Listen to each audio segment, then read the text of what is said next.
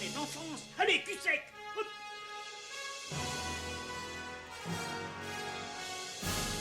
Personne ne peut le croire et pourtant c'est vrai. Ils existent, ils sont là, Tarnatata. Non. Il faut qu'on pète.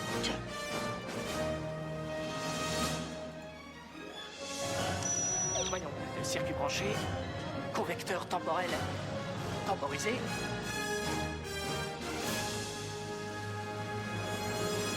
Bonjour, bienvenue sur Histoire d'en dire plus.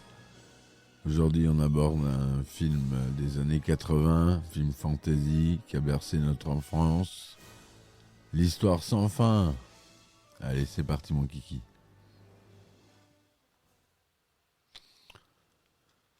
Alors, l'histoire sans fin, Die unendliche Geschichte, The Never-Ending Story, est un film germano-américain. Et oui, on ne le savait pas forcément, ça. Pour nous, c'était plus un film américain. C'est une production américaine, hein. C'est produit en langue anglaise. Mais c'est une production germano-américaine réalisée par Wolfgang Petersen, un réalisateur allemand, et sorti en 1984. Il s'agit de l'adaptation de la première moitié du roman de Michael Ende, L'Histoire sans fin.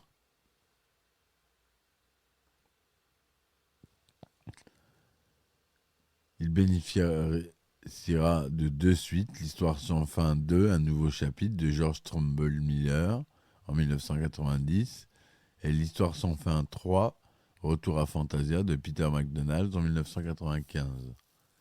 Au scénario, on retrouve Wolfgang Petersen, le réalisateur, ainsi que Hermann Weigel. En acteurs principaux, on a un peu des inconnus, Barrett Oliver, Noah Hathaway, Tammy Stronach. La société de production, c'est Bavaria Film. Le film dure 94 minutes. Le synopsis. Bastien, un garçon d'une dizaine d'années, de nature introvertie et solitaire, a du mal à communiquer avec son père depuis la mort de sa mère. Un matin, avant de partir à l'école, son père lui demande d'arrêter d'être dans la lune et d'avoir les pieds sur terre. Sur le chemin de l'école, il se fait poursuivre par 3 garçons qui tentent de le racketter, puis le mettent dans une poubelle. En les fuyant, il trouve refuge dans une librairie. Le libraire lui tient ses propos énigmatiques sur un livre intitulé L'Histoire sans fin. Après que Bastien lui a confié son goût pour la lecture, arrivé en retard à l'école et découvrant sa classe en plein contrôle de mathématiques, Bastien décide de se cacher dans le grenier de l'établissement et entame la lecture du livre. Celle-ci narre une histoire se déroulant dans le monde fantastique de Fantasia. Le néant est apparu récemment et il fait disparaître des morceaux de ce monde. Pour résoudre ce problème, les habitants font appel à Atreyu, un guerrier qui a les traits d'un enfant et une allure d'Amérindien. Sa mission est de trouver un remède pour l'impératrice malade, ce qui permettra de sauver ce monde. Ailleurs sur Fantasia, Gmork, une créature de l'ombre qui ressemble à un énorme loup, se met sur sa piste. Celui-ci narre l'histoire. Atreyu parcourt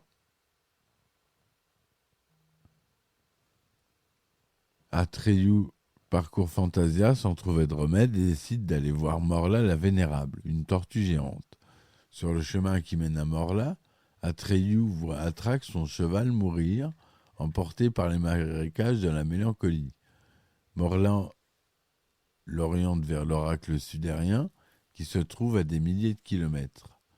Il continue la route à pied à travers ces marécages et finit par se retrouver immobilisé par sa vase. Juste avant d'être totalement englouti, le dragon porte-bonheur Falkor vient le sauver. Tout le monde se souvient de Falkor, le dragon. Ayant perdu connaissance, Atreyu se réveille plusieurs jours plus tard. Falkor l'a emmené à proximité de l'oracle, chez Jorgel et Anjiwook, un médecin et un scientifique. Anjiwook lui montre où se trouve l'oracle sudérien, sujet de ses recherches. Atreyu doit franchir les épreuves pour se présenter à l'oracle et lui demande quel est le remède pour l'impératrice. L'oracle lui répond qu'il faut un enfant humain qui donne un nouveau nom à l'impératrice, ce qui rend Atreyu perplexe. L'oracle lui dit qu'il faut chercher l'enfant au-delà des limites de Fantasia et se désagrège peu après, victime du néant. Chevauchant Falkor, il tente ensuite de se rendre aux confins de Fantasia. Il rencontre enfin Gmork, qui lui apprend que Fantasia est le monde où il s'épanouit la fantaisie de l'homme et qu'il est en train d'être détruit parce que les gens ont commencé à perdre leur espoir et oublier leurs rêves. Il lui explique également que Fantasia, par définition, n'a pas de limite. Il lui révèle enfin qu'il est le serviteur du pouvoir derrière le néant et qu'il est chargé de le tuer pour éviter qu'il ne sauve Fantasia. Le but du néant est de faire perdre l'espoir aux gens afin de faciliter leur soumission. Atreyu, révélant alors son identité, Gmork attaque Atreyu qui se défend en plantant une pierre en forme de lame dans la créature. Fantasia se fragmente et des parcelles de terre flottent dans l'espace. Atreyu retrouve la tour de l'impératrice qui l'informe de son échec. L'impératrice lui révèle alors qu'elle savait déjà comment allait se finir sa quête et que le but était de rentrer en contact avec l'enfant humain à travers l'histoire sans fin. Elle dévoile par la même occasion, par mise en abîme, que Bastien aussi fait partie d'une histoire ayant lui aussi ses spectateurs. Elle s'adresse alors directement à Bastien, lui demandant de lui donner son nom, qu'il est le seul à connaître. Bastien, repensant à sa discussion avec son père du matin, refuse d'abord, mais finit par prononcer le nom qu'il a choisi.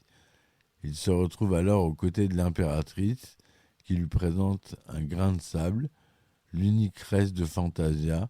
Elle lui indique que Fantasia peut renaître selon ses vœux. Bastien recrée alors Fantasia, vœu après vœu. Il en profite également pour se venger des 3 garçons. Voilà un peu l'histoire du film. Donc c'est une production vraiment américano-allemande.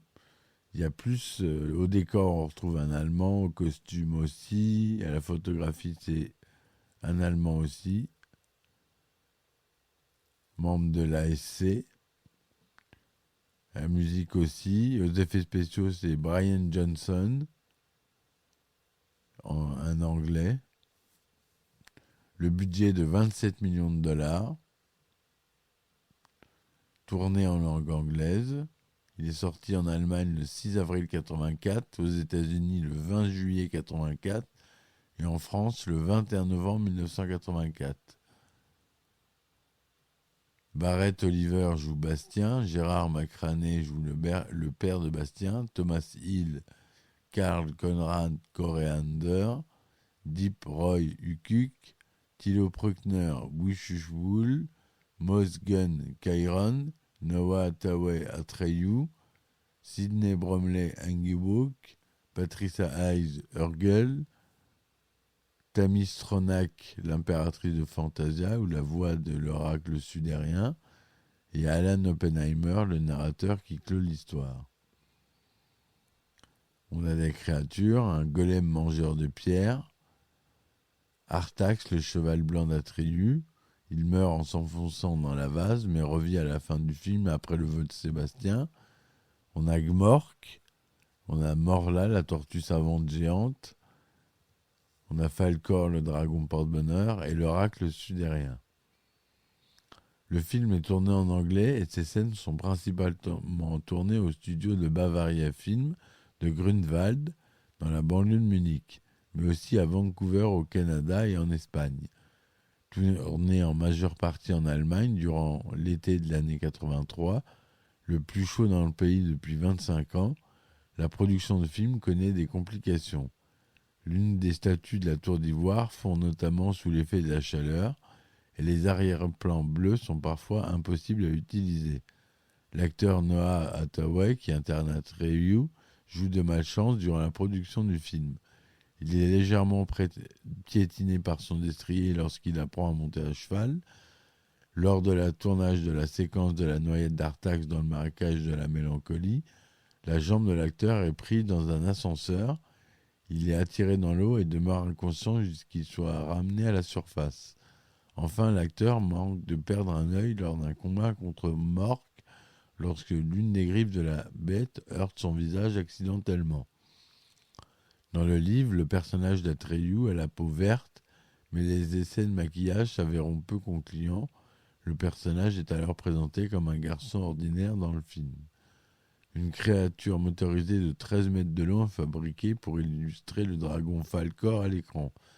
Elle est recouverte de 6000 écailles en plastique et de fourrure rose.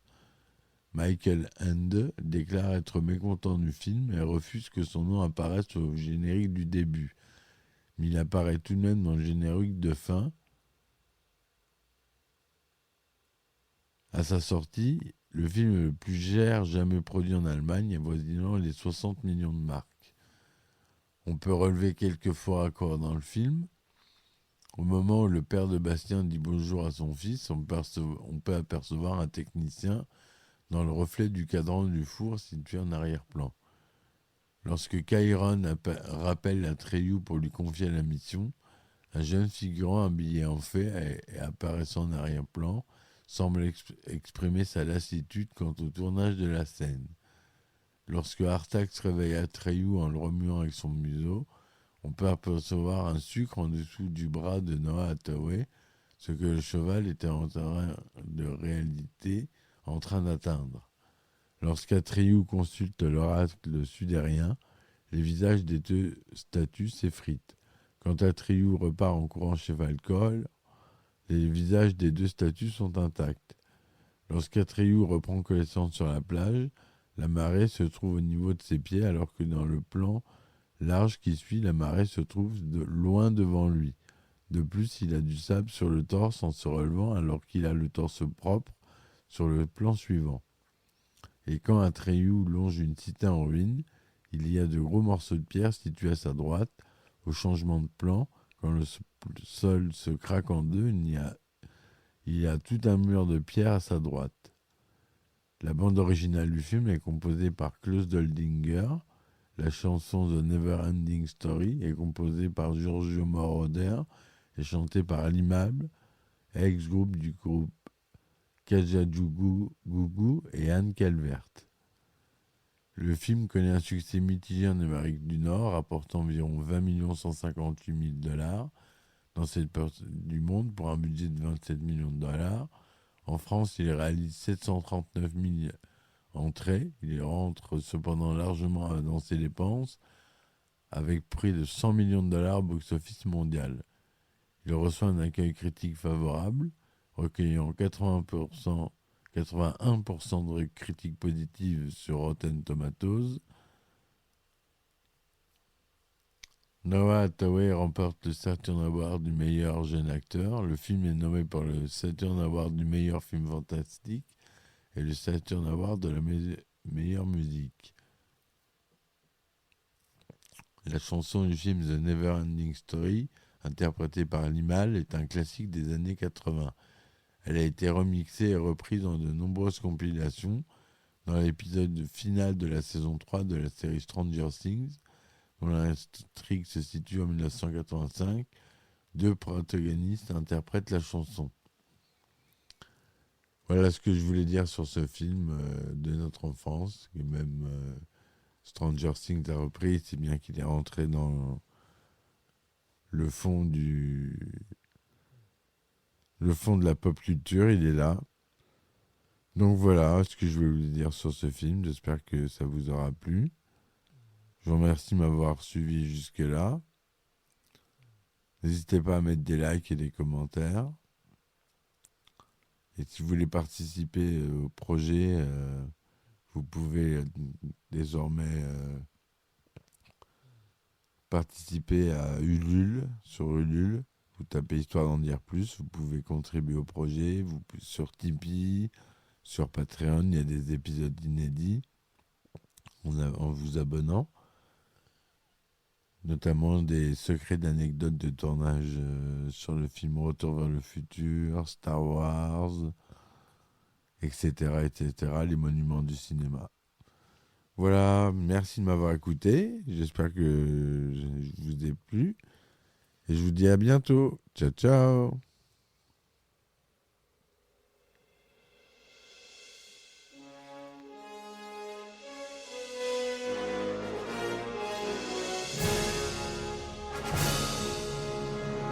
Eh ben attendez, on est en France. Allez, cul sec.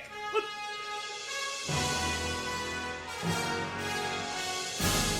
Personne ne veut le croire et pourtant c'est vrai, ils existent, ils sont là, Tarnatata. Le globe. Le globe. Il faut qu'on pète.